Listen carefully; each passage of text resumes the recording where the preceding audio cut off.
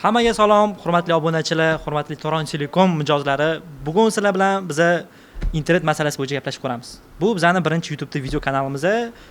Bu videoda biz sizlar bilan internetda yangi routerimiz sotuvga qo'yilgan Archer AX53 routerimiz nastroykasi bo'yicha unpacking qilib ko'rsatamiz. Nimaga router almashtirishimizni maslahat berishimizni tushuntirib o'tamiz sizlarga. Xo'p. Unda router ochishni boshladik. Xo'p, bu routerimiz modeli Archer AX53 4 ta shoxli, 2 ta diapazonli. Router производительlari, ya'ni ishlab chiqaruvchilariga gapiga ishonsak, 5G diapazonda 3000 megabit sekundgacha chiqarib bera olar ekan skorosti. Bu 5G sida 2.4da 8 megabit sekundgacha chiqarib bera olar ekan. Xo'p, bu routerimiz ko'rinishi mana bunaqa 4 ta shoxli bahaybat ko'rayotgan bo'lsanglar. O'zini ichida bunda nima narsa bor? Instruksiya.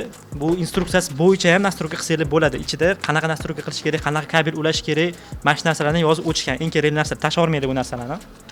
LAN kabel bergan, gigabit portli bitta LAN kabel beradi. Agar kerak bo'lib qolsa ishlatasizlar deb, pitaniya kabel chiqargan. Mana shu narsalarimiz bor routerimizda. Xo'p. Unda routerni nastroyka qilishni boshladik biz. Ko'rsatamiz.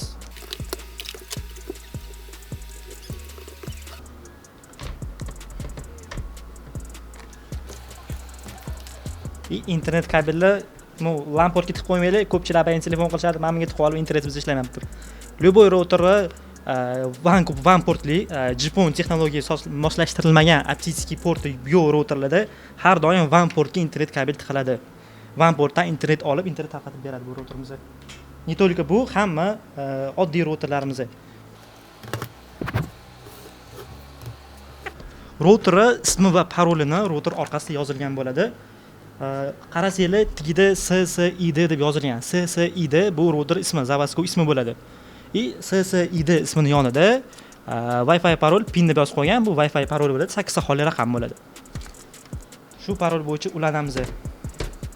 Wi-Fi ga ulangandan keyin sizlar router o'zini shaxsiy kabinetiga kirishingiz kerak, nastroyka qilish uchun, Wi-Fi parolni ismini o'zgartirish uchun internetda ulashga to'g'ri internet podключениeni tanlash uchun.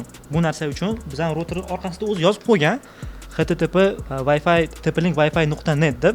Nomini ko'pchilik tera olmaydi. Shuning uchun xohlasanglar bizni kommentariyada yozib qo'yamiz qanaqa IP bo'yicha kirish kerakligini. Instruksiyasini o'zida ham bitta yozib qo'ygan.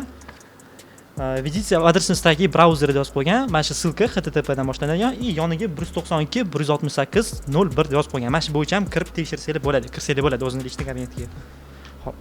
Chrome brauzeri ochamiz teramiz 192.168.0.1.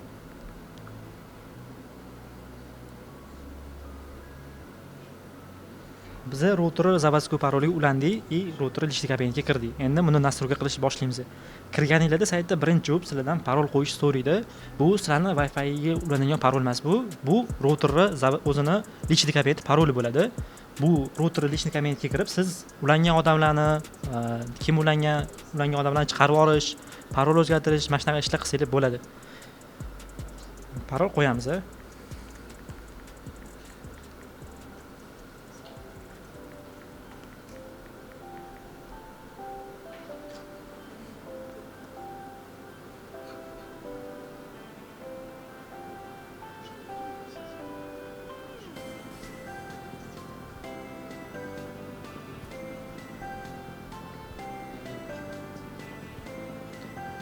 Parol qo'yganingizdan keyin, ichiga kirganingizdan keyin sizni birinchi navbatda tez sozlamaga kirgizib yuboradi. Bыстрый настройка, tez sozlamadan siz routerni sozlaymiz.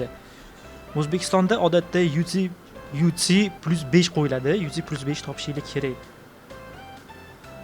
Odatda bu Qarachi Toshkent yoki Ashxobod Toshkent bo'ladi. Bizda Ashxobod Toshkent chiqdi. Tanlaymiz. Hop. Bitta tip подключения, internetga ulanadigan tipini tanlash kerak. Sizlardan strana, город shunaqa narsalarni so'raydi. Sizlar bilan tanlab o'tirmaysizlar. Ya'ni нашел подходящих настройок deganiga galочка qo'yib bossanglar, сразу chiqib keladi kerakli narsalar. Bu yerda ham bizga dinamический IP adres kerak. Dinamический IP adres tanlaymiz. MAC adres bu router unikalniy adresi. Internet haqqa borishi bizning sistemamiz aniqlab olish uchun bunga tegmaysizlar, bu по умолчанию turaveradi. Router o'zi bizga ma'lumot berib turadi MAC adres bo'yicha. Bu yerda уже mana router nastroykasi. Bu yerda Wi-Fi'ingizga ism qo'yasiz.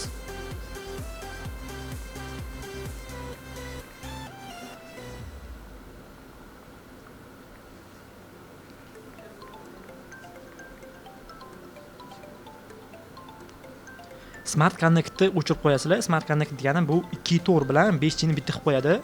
2 tor bilan ikkalasini bitta qilib qo'ysanglar, bir xil telefonlar bor, 5G ko'tara olmaydi, yana televizorlar bor, 5G ko'tara olmaydigan. O'shalar Wi-Fi ga ulanmay qolishi mumkin. Shuning uchun ikkalasini alohida qilib qo'yganinglar yaxshi.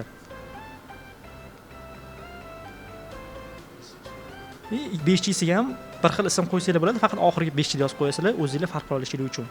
Bu yerda sразу tepasiga qo'yganim повтор qilib, Wi-Fi oldi, Wi-Fi 5G sini yoniga 5G deb yozib qo'ydi o'zi. Daleni o'tasizlar. Daleni bosganingizdan keyin routerni bu уже sekin sozlash boshlaydi shu narsaga. Router sozlaguncha bizning kanalimizga obuna bo'linglar, like bosib qo'yinglar, kommentariy yozinglar. Har bitta kommentariylar bizga qiziq yordam bera oladigan bo'lsa, agar nimadir savolinglar bo'lsa, qo'ldan kelgancha yordam beramiz sizlarga.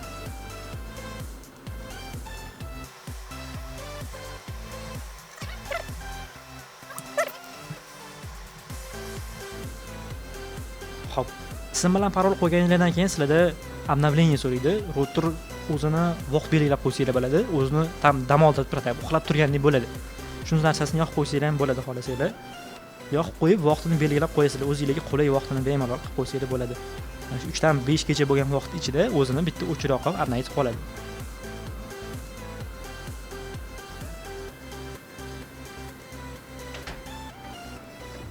Bo'ldi, routerimizning уже настройкасы tugadi. Bu yerda уже oxirida qilgan настройкалар, qilgan ishlar chiqib keladi. Yana bir marta ko'rib, tekshirib olasizlar, hamma narsa to'g'ri terildimi, hamma narsasi to'g'rimi. Daleni bosganingizdan keyin уже настройка сохранится qilinadi, уже router перезагрузка qilish boshlaydi o'zini.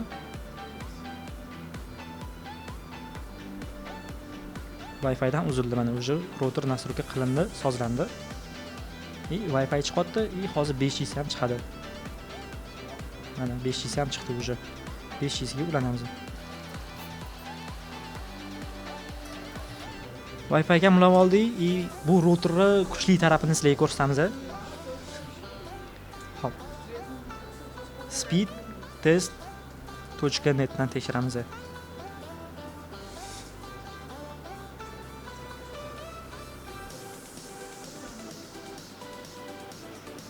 Internet tezligini tekshirayotgan bo'lsangiz 90 megabit sekund беспроводный вещание beryapti уже bu.